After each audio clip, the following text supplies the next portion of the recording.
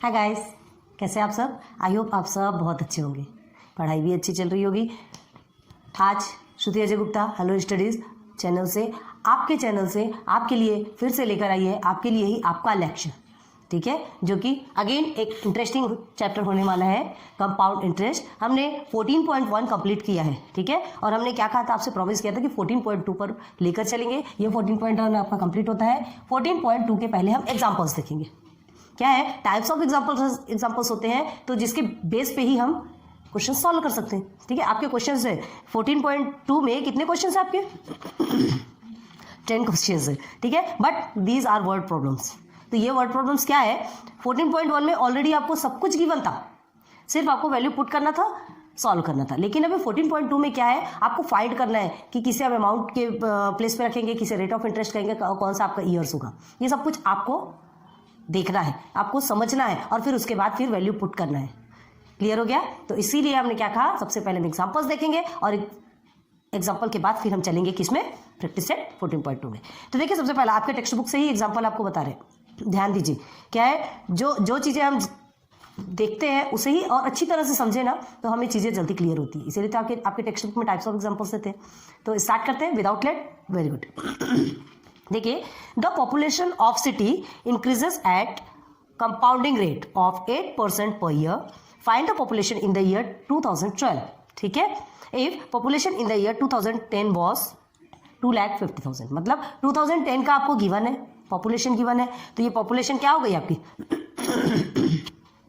तो ये जो पॉपुलेशन है, फाइंड कीजिए कैसे, हमें क्या क्या रखना है, वैल्यू रखना है, ठीक है। तो आपको 2012 का आपको फाइंड करना है, 2010 का आपको गिवन है, मतलब ईयर्स आपका निकल गया, टाइम निकल गया 2 ईयर्स, ठीक है। प्रिंसिपल आपका निकल गया 2,50,000।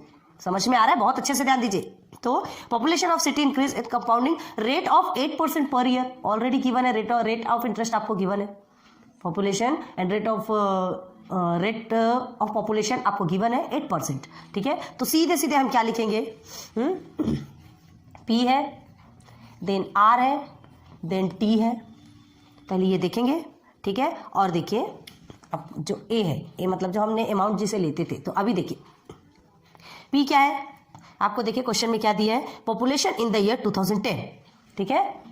तो पॉपुलेशन को, पॉपुलेशन इन द ईयर 2010 कितना है 2010, ये हो गया आपका। चलिए तो ऐसे लिखिएगा, देयरफॉर, पहले हम ये लिखा रहे हैं, फिर इसे रब करेंगे, ध्यान दीजिएगा, ठीक है। 2010 2,50,000, जस्ट अ मिनट, सॉरी कुछ प्रॉब्लम्स आ जाती है, ठीक है। तो क्या हो गया, देयरफॉर ऐसे लिखते हैं, जस्ट मिनट ना, आपको जल्दी समझ में आएगा। Therefore P is equal to 2,50,000, clear हो गया। अब देखिए R, आपसे क्या पूछा गया है, आपसे पूछा गया है क्वेश्चन देखिए, हाँ, कंपाउंडिंग रेट ऑफ 8%, तो rate of increase of population, increase हो रहा है, ठीक है। तो रेट ऑफ इंक्रीज बढ़ता है ना, ऑफ पॉपुलेशन, तो उसके लिए हम क्या लिखेंगे, देयरफॉर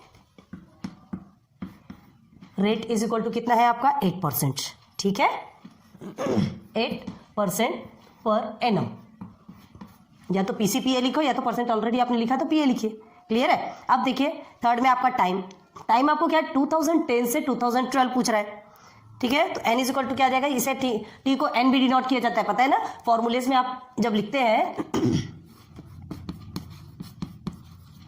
ये जो n लिखते हैं, ये n आपका टाइम है, तो ये हो गया आपका 2 ईयर्स, ठीक है। अब यहाँ a इज इक्वल टू, देखिए क्या बोल रहा है आपको, population in year 2012, population in year 2012, ये आपको क्या करना है, फाइंड करना है। 2012 का निकाल, 2010 का दिया है, इंक्रीज होने के बाद 2012 में कितना होगा, पॉपुलेशन इन ईयर 2012, ठीक है, that is population after 2 years, sorry बहुत ज़्यादा प्रॉब्लम, पॉपुलेशन इन 2012 मतलब पॉपुलेशन आफ्टर 2 ईयर्स, ठीक है, तो आपको 2 ईयर्स का निकालना है। सीधे सीधे आप क्या लिखेंगे, फॉर्मूला में पुट करेंगे, ठीक है, हाँ, P multiply by 1 plus 100N, ठीक है, उसमें स्मॉल में लिखिए चाहे जो भी हो। चलिए, अब P कितना गिवन है, 2,50,000 है, सीधे वैल्यू पुट करते जाइए ना। 1 प्लस रेट ऑफ इंटरेस्ट कितना है, 8% है, ये हो गया आपका 100, N आपका 2 बन गया। बस अब सॉल्व कीजिए, बस हमें यही तो फाइंड करना था, जो एक बार फाइंड हो गया बस हम सॉल्व कर सकते हैं, ठीक है। तो इसे कैसे सॉल्व करेंगे, चलिए, ये आपका क्या है, यहाँ क्रॉस मल्टीप्लाई होगा, 1 के नीचे जब कुछ नहीं रहता तो 1 होता है। हमें दोनों भी डिनोमिनेटर को सेम करना है, 1 है तो हमें दोनों डिनोमिनेटर को सेम करने के लिए हम क्या करते हैं, क्रॉस मल्टीप्लाई करते हैं। तो नीचे इसका 1 है तो 100 के साथ में ये होगा तो क्या हो जाएगा 100, और ये 8 के साथ 1 का मल्टीप्लाई होगा तो 8 ही रहेगा, और यहाँ 100 के साथ 1 का मल्टीप्लाई होगा तो 100 ही रहेगा, ठीक है। चलिए सॉल्व करते हैं। 2,50,000 डायरेक्ट लिखते हैं, चलिए अभी इतना करते हैं, 100 प्लस 8 अपॉन 100 2, ठीक है। चलो यहाँ आते हैं, नाउ 2,50,000 108 अपॉन 100। अब ये सिंप्लीफाई हो सकता है क्या, सिंप्लीफाई इन द सेंस समझ में आ रहा है ना हमने क्या कहा था, और शॉर्ट करना। तो 108 और 100 ये सिंप्लीफाई हो सकता है आपका, ये 2 टाइम्स रहेगा, 2 टाइम्स रहेगा ये, तो किससे इवन नंबर है तो हम इसे सिंप्लीफाई कर सकते हैं। किससे सिंप्लीफाई करेंगे, साइड में कीजिएगा आप, है ना, 108 एंड 100, ठीक है। तो इसे सिंप्लीफाई करने का एक तरीका कौन से, पहले ये 2 से जाएगा, 2 50 हो गया, 2 5 10 एंड 2 4 8, ये भी जा सकता है। कितने टाइम्स में जाएगा, 25 2 2 4 2 7 14, आ गया 27 अपॉन 25। अब ये तो नहीं हो सकता, ठीक है, 27 अपॉन 25, तो डायरेक्ट हम 27 देखिए, 27 अपॉन 25 2 टाइम्स, आ गया समझ में। अब देखिए जितना आप सिंप्लीफाई कर सकते तो आपके लिए ही अच्छा होगा। मल्टीप्लाई 27 अपॉन 25 मल्टीप्लाई 27 अपॉन 25, क्योंकि हमने 2 ईयर्स का कहा है तो 2 बार करेंगे, आया समझ में। इसे कट कर देंगे, 25 1 25 1 2 3 देन 4, ठीक है। देन इसे भी करेंगे, 25 1 25 25 4 100 होता है एंड 0 0 हो गया। अब इज इक्वल टू, सब नीचे के पूरे कट हो गए, 400 मल्टीप्लाई बाय 27 मल्टीप्लाई बाय 27। आप इसे सॉल्व करेंगे तो आपका क्या निकलेगा आंसर, सीधे सीधे 2,91,600। ये क्या हो गया आपका, द पॉपुलेशन ऑफ 2012, ठीक है। इन the year 2012 population of the city was 2,91,600। Clear हो गया, ये समझ में आ गया आपको, एक एग्जांपल आपका क्लियर हो गया, ठीक है। समझिए कि हमें कैसे निकालना है वर्ड प्रॉब्लम से, हमें उसे इक्वेशन जैसे हम बनाते हैं, क्वेश्चंस कैसे निकालना है, क्वेश्चन फॉर्मेट कैसे करना है, ठीक है। चलिए नाउ इसे इट इज रहने देते हैं। सेकेंड एग्जाम्पल देखिए, आज आपके एग्जाम्पल्स पूरे क्लियर करवाएंगे, उसके बाद फिर प्रैक्टिस सेट पे लेके चलते हैं। सेकेंड क्वेश्चन देखिए, Rehana purchased A scooter in the year 2015। बहुत ज्यादा प्रॉब्लम है, फॉर 60,000 रुपीज। रेहाना ने एक स्कूटर लिया 2015 को, कितने का, 60,000। अब देखिए, if its value falls by 20% every year, गिरते जाता है ना रेट, स्कूटर की जो रेट है पहले जितना था उस पहले न्यू में आता है तो बहुत ज्यादा रहता है, धीरे धीरे उसके रेट गिरते जाते हैं, है ना। तो रेहाना ने जब लिया तो 60,000 में लिया था 2015 में, and if its value falls by 20%, ठीक है, every year what will be the price of scooter after 2 years. हर साल उसका रेट गिरते जा रहा है 20% से हर साल उसका रेट गिरते जा रहा है। अब उससे क्या पूछ रहा है आपसे कि आफ्टर 2 ईयर्स स्कूटर का रेट क्या होगा। तो देखिए याद कीजिए, जब फॉल्स होता है, ध्यान दीजिए हम बता रहे हैं ये सेकंड टाइप्स ऑफ एग्जांपल है। इस एग्जांपल में क्या है, फॉल्स बोल रहा है, जब कोई चीज इंक्रीज होती है तो वो पॉजिटिव में रहता है, और जब वो फॉल्स होता है, जब रेट गिरता है तो वो निगेटिव में आता है। जो आपका जो रेट ऑफ इंटरेस्ट रहेगा ना वो आपका निगेटिव में चला जाएगा, क्योंकि क्या हो रहा है, वो डिक्रीज हो रहा है। तो वो जो जैसे जैसे ये फॉल्स होता है ना तो उसे हम डिप्रिशिएशन कहते हैं। क्या कहते हैं, डिप्रिशिएशन। याद रखिए, रेट जब गिरता है, यहाँ पे देखिए क्या गिवन है आपको, if its value falls by 20% से अगर गिर रहा है तो वो क्या हो रहा है, मतलब कम हो रहा है, तो उसे हम क्या कहते हैं, the reduction in price is called depreciation. मतलब जब रिड्यूस होता है, जो प्राइस गिरता है, तो उसे डिप्रिशिएशन कहा जाता है और उसे निगेटिव में सॉल्व किया जाता है। इस चीज को हमेशा ध्यान रखिए आप। ये सेकंड एग्जांपल उस पर ही बेस्ड है, ठीक है। आप बाद में गलती करेंगे, हमें मत कहिएगा। हम बार बार समझा रहे हैं कि जब कोई चीज डिक्रीज होती है, रेट गिरता है, तो वहां पर रेट ऑफ इंटरेस्ट निगेटिव में सॉल्व किया जाता है।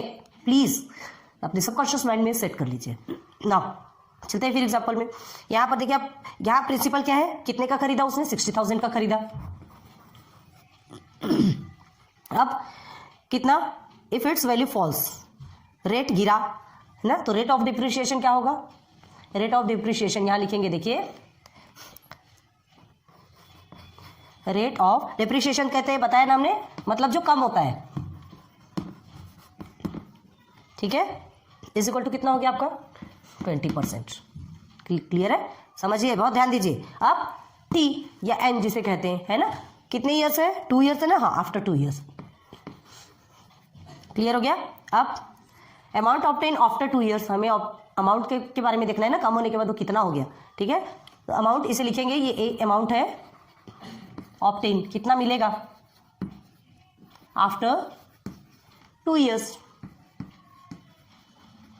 क्लियर हो गया, सीधे सीधे अब value amount obtain after 2 years बता दिया हमने, ये सब कुछ आपको मिल गया। सीधे सीधे फॉर्मूले पे चलिए, ए इज इक्वल टू पी, आपका कितना है 60,000। आप फॉर्मूला पहले लिखिएगा, अब हम डायरेक्ट लिख रहे हैं। रेट ऑफ इंटरेस्ट आपका, ध्यान दीजिए क्या बोले थे हमने, ध्यान दीजिए 20% डिप्रिशिएशन है तो माइनस में आएगा, निगेटिव में आएगा। एन कितना है 2 ईयर्स। आ गया समझ में।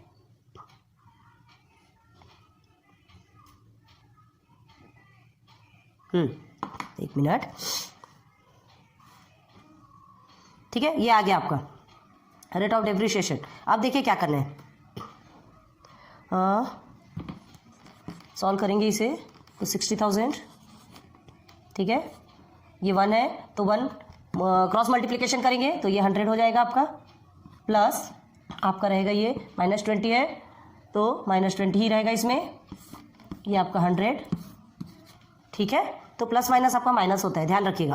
तो क्या करेंगे आप, 60,000 दिख रहा है कि नहीं आपको नीचे,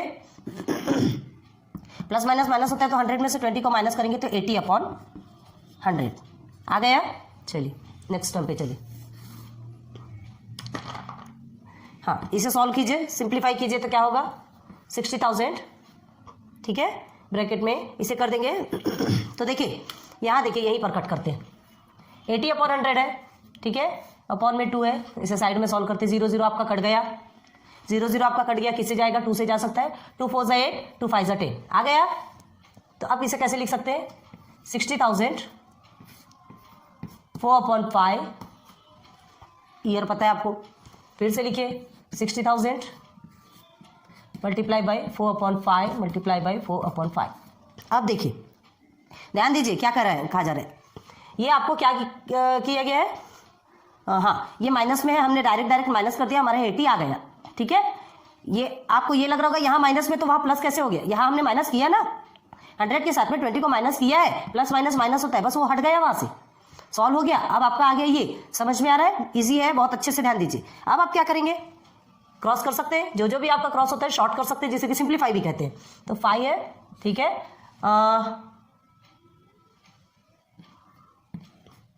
ठीक है, 5 1 5, 5 2 10, 0 0 0, 12 पंचे 60 हिंदी में कहते हैं, ठीक है। देन 5 से फिर करेंगे आप, 5 2 10, 5 4 20, 0 0 हो गया। चलिए सिंप्लीफाई, 2400 या 2400 मल्टीप्लाई बाई 4 4 16, ठीक है।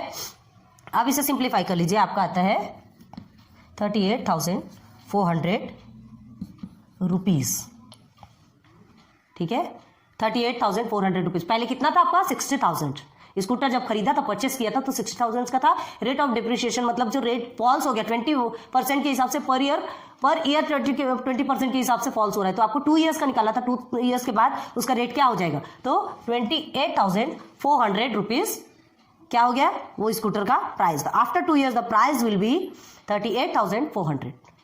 समझ में आ गया। चलिए निगेटिव का बहुत ज़्यादा ध्यान दीजिएगा, जब आपको क्या कहा जा रहा है, जब फॉल्स हो रहा है, जब चीजें गिर रही है, रेट गिर रहा है, तो उसे आप किस में लिखेंगे, निगेटिव में लिखेंगे। कंफ्यूज नहीं होना है, बहुत ज्यादा ध्यान दीजिए। चलिए अब देखिए एक थर्ड क्वेश्चन है। हाँ अब देखिए अब किस टाइप के क्वेश्चन आ रहे हैं, कुछ चीजें आपके पास नहीं रहेगी, उन चीजों को फाइंड करना है। एग्जांपल है जैसे यहाँ ये 4 चीजें हैं, ठीक है, principal, rate of interest, time and amount. इसमें से कुछ चीजें आपकी नहीं रहेगी, हो सकता है आपका टाइम ना मिला हो, टाइम उसमें फाइंड ना मिला ना, आपको टाइम फाइंड करना हो, अमाउंट फाइंड करना, रेट ऑफ इंटरेस्ट फाइंड करना या प्रिंसिपल फाइंड करना। इस तरह के क्वेश्चन को फिर आप कैसे सॉल्व करेंगे, ठीक है, तो देखते हैं। चलिए ये तो आपको ऑलवेज लिखना ही पड़ेगा। तो चलिए देखिए क्वेश्चन क्या है, the amount of certain principal is कितना है, 6655 रुपीज। सर्टेन प्रिंसिपल मतलब प्रिंसिपल आपको गिवन नहीं देखा, the amount of certain principal, कोई एक ऐसा प्रिंसिपल है जिसका अमाउंट कितना है, रुपीज 6625 अमाउंट मिल गया। सिंपल वे में समझिए कि हमें प्रिंसिपल फाइंड करना है। सर्टेन प्रिंसिपल मतलब प्रिंसिपल हमको गिवन नहीं है, कोई सा भी ऐसा प्रिंसिपल है जिसका अमाउंट कितना है, जिसमें अमाउंट कितना है, ये है, मतलब इस अमाउंट में क्या है आपका, अमाउंट में प्रिंसिपल प्लस और क्या है, CI जिसे कंपाउंड इंटरेस्ट, सब मिलाकर के अमाउंट बनता है ना, समझ में आ रहा है, प्रिंसिपल प्लस कंपाउंड इंटरेस्ट मिलके ही आपका अमाउंट बनेगा। तो अमाउंट गिवन है, कोई ऐसा प्रिंसिपल इसके ही अंदर प्रिंसिपल है, अब उसमें से प्रिंसिपल आपको निकालना है, ठीक है। The amount of certain principal ये 55 है ये, सॉरी अभी नंबर गलत हो जाता था। देन इन 3 ईयर्स भी आपको गिवन है।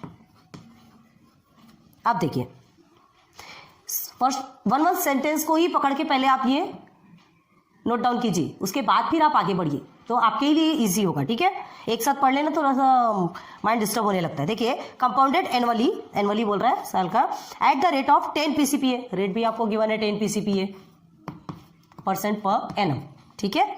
फाइंड द प्रिंसिपल, प्रिंसिपल आपको फाइंड करना, सीधे वैल्यू में पुट कीजिए ना, प्रॉब्लम ही क्या है। चलिए A is equal to P multiply by 1 plus R upon 100N, ठीक है। अमाउंट आपको ऑलरेडी गिवन है, चलिए 6655, P आपको गिवन नहीं है तो P का P ही लिख दीजिए। 1 प्लस रेट ऑफ इंटरेस्ट कितना है आपका, 10 है, and year is 3 years. Clear हो गया। चलिए अब 6655 इज इक्वल टू P, अभी हमको यही सॉल्व करना है, तो क्रॉस मल्टीप्लाई, बार बार नहीं बताएंगे, क्रॉस मल्टीप्लाई करना है, 100 प्लस 10 अपॉन 100, 3 ईयर्स, देन आपका हो गया 6655, P क्या हो गया आपका 110 अपॉन 100, 110 अपॉन में 100 में 3 ईयर्स। हो गया क्लियर, यहाँ तक क्लियर हुआ। नेक्स्ट टर्म पे चलिए, अब क्या करेंगे, ये आपको करते जाना है, ठीक है। अब देखिए 6655, ठीक है, इज इक्वल टू, अब सिंप्लीफाई करने का टाइम आया, तो सिंप्लीफाई करेंगे तो कैसे करेंगे, चलिए देखिए क्या है, यहीं पर कट कर देते हैं ना, कहाँ टाइम पास कर रहे हैं। 11 अपॉन 10, 0 आपका कट हो गया, तो क्या हो गया आपका 11 अपॉन 10 3 टाइम्स, आया समझ में, 11 अपॉन 10 3 टाइम्स, 0 आपका कट हो गया, 11 अपॉन 10 3 टाइम्स मतलब 3 ईयर्स, 3 टाइम्स ही बोलेंगे ना। तो अब देखिए क्या करना है, बहुत ध्यान दीजिए, बहुत ज़्यादा ध्यान दीजिए, आपको P फाइंड करना है, तो P आपका इधर चला जाएगा, और क्या है, ये क्या है आपका अमाउंट, क्या है ये आपका अमाउंट, तो अमाउंट के साथ में क्या आ जाएगा, ये जस्ट अपोजिट हो जाएगा, समझ में आ रहा है। डिवाइडेशन सॉरी न्यूमरेटर डिनोमिनेटर के प्रोसेस पे आएगा और डिनोमिनेटर न्यूमरेटर के प्रोसेस पे आएगा, जस्ट अपोजिट हो जाएगा। ये जो है डिवाइडेशन, ये मल्टीप्लिकेशन के प्रोसेस पे चला जाएगा, ये मल्टीप्लिकेशन डिवाइडेशन के प्रोसेस पे चला जाएगा। तो चलिए करते हैं, P is equal to, P आपका अलग हट जाएगा, हमें P ही फाइंड करना है, ठीक है। 6655 है, तो इसके साथ में किसका मल्टीप्लिकेशन होगा, ये नीचे वाले का, क्योंकि ये डिनोमिनेटर में है, तो ये मल्टीप्लिकेशन में आ गया। अब आपको इसे लेना है 11, इसे 3 लिख दीजिए क्योंकि ये 3 टाइम्स है, अभी इसे नहीं बढ़ा रहे, बढ़ाना हो तो बढ़ा भी लीजिए, कोई प्रॉब्लम नहीं। 11 multiply by 11 multiply by 11, clear हो गया। चलिए यहाँ पे भी बढ़ा देते हैं, आपको कन्फ्यूजन ना हो, 10 to 10, क्लियर है, आया समझ में। अब देखिए कैसे सॉल्व करना है, इसे आप शॉर्ट कर सकते हैं, कैसे करेंगे, 11 1 11, 11 6 66, ठीक है। अब देखिए 5 जाता क्या 11 से, नहीं जाता, जब कोई छोटा डिजिट रहता है बड़े डिजिट से नहीं जाता, तो सबसे पहले हम क्या लगाते हैं, 0, ध्यान रखिए इस चीज को। फिर उसके बाद फिर किससे सॉल्व करेंगे, 11 5 55, चला गया। अब फिर 11 से जा सकता है, 11 1 11, 60 में 55 तो होता है, तो 11 5 55 हो गया आपका, 60 में से 5 ये 60 में से 55 गया तो 5 बचा, तो देन अगेन 11 5 से 55 हो गया, ये 5 और ये 5 मिला के अब फिर से बचा 11 1 से 11, 11 5 से 55। क्लियर हो गया कैसे क्रॉस हो रहा है? अच्छे से देखिए, तीनों भी 11 क्रॉस हो गए। अब P इज इक्वल टू देखिए क्या निकलता है, 10 इंटू 10 इंटू 10, क्या कर देंगे आप, 1 2 3 0 है, बस 5 के साथ में 3 0 आप ऐड कर दीजिए। ठीक है, द प्रिंसिपल वॉज रुपीज, क्या हो गया आपका आंसर में क्या लिखेंगे, the principal was rupees how much, 5000। This is your answer, solve. Clear है, आगे समझ में, प्रिंसिपल हमने निकाल लिया। अब और एक क्वेश्चन देखिए जिसमें आपको और क्या निकालना है, देखते हैं। मतलब एग्जांपल देखिए कितने टाइप्स के एग्जांपल है, अभी ये थर्ड टाइप का एग्जांपल बताया हमने आपको। कोई भी एग्जांपल आपको सेम लगा क्या? नहीं, सारे एग्जांपल्स डिफरेंट है। ठीक है, तो चलिए एक एग्जांपल और देखिए। Find the number of years for which the compound interest of ₹9000। अच्छा, नंबर ऑफ ईयर्स आपको फाइंड करना है जिसके लिए कंपाउंड इंटरेस्ट कितना है, 9000 रुपीज है। मतलब आपको कंपाउंड इंटरेस्ट क्या है, find the number of years for which the compound interest of 9000 is 1890 है।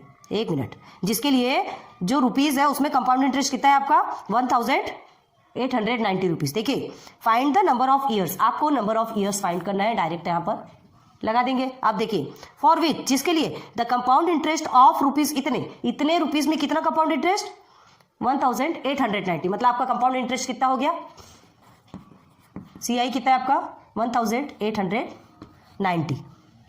समझ में आ रहा है, कंपाउंड इंटरेस्ट आपका 1890 रुपीज है, और फॉर विच द प्रिंसिपल आपका क्या निकल गया 9000। क्लियर है, समझ आ रहा है। अब देखिए, at the rate of 10 PCP है, 10 PCP आपको मिला है, समझ आ गया, समझ आया। अब हमें अमाउंट भी नहीं पता, टाइम भी नहीं पता, तो कभी भी ध्यान दीजिए ये अमाउंट तो नहीं है यहाँ पे, तो हमें सबसे पहले क्या निकालना पड़ेगा भाई। अब आपको देखिए, कंपाउंड इंटरेस्ट आपको गिवन है, प्रिंसिपल आपको गिवन है, दोनों मिलके क्या निकलता है, दोनों को प्लस करोगे तो आपका अमाउंट निकलेगा, दोनों को प्लस करेंगे तो अमाउंट निकलेगा। तो ये समझिए, we will find amount first. ठीक है, ये आपको CI मिला है, यहाँ पर आपको अमाउंट गिवन नहीं है, और आपको अमाउंट निकालने बोल भी नहीं रहा है। ठीक है, CI हम ऊपर लिख देते हैं, ये हो गया आपका, आपको अमाउंट निकालने बोल भी नहीं रहा है, नहीं निकालेंगे अमाउंट, नहीं बोलेगा तो भी हमें निकालना पड़ेगा। क्यों? क्योंकि जब तक अमाउंट नहीं निकलेगा तब तक आपका टाइम ऑफ ईयर्स नहीं निकल सकता। ठीक है, आया समझ में, हमें तो अमाउंट निकालना ही पड़ेगा, वो नहीं बोलेगा तो भी हमें अमाउंट निकालना पड़ेगा। तो अमाउंट का फॉर्मूला क्या है, P प्लस I है, प्रिंसिपल प्लस इंटरेस्ट है, कंपाउंड इंटरेस्ट बोलिए, इंटरेस्ट बोलिए, है कि नहीं है। तो आप क्या करेंगे, P प्लस I है, आप सीधे सीधे क्या लिखेंगे, अमाउंट P आपका 9000 है, वैल्यू पुट कीजिए, कंपाउंड इंटरेस्ट आपका कितना है 1890, बस अमाउंट निकल गया। अमाउंट निकालना कंपलसरी है, आपको अमाउंट पूछा नहीं गया, लेकिन फिर भी आप जब तक नहीं निकालेंगे तब तक आप ईयर्स नहीं निकाल सकते, इसलिए अमाउंट आपको पहले निकालना पड़ेगा। ये ध्यान रखना है, ये ध्यान रखना है कि कौन सी चीज़ से नहीं भी पूछी गई तो भी हमें क्या निकालना पड़ेगा, जिसके बाद हम वो निकाल सकते हैं। ठीक है, तो चलिए क्या आएगा आपका ये आंसर में 10,890। ठीक है, 10,890 ये आपका अमाउंट निकल गया। अब बस सीधे सीधे फॉर्मूला में पुट करना है, अमाउंट निकल गया तो फॉर्मूला पुट करेंगे ना, तो A is equal to P 1 plus rate of interest upon 100 N। ठीक है, N नहीं मालूम हमें, अमाउंट कितना निकला आपका 10,890 इज इक्वल टू P कितना है आपका 9000 है।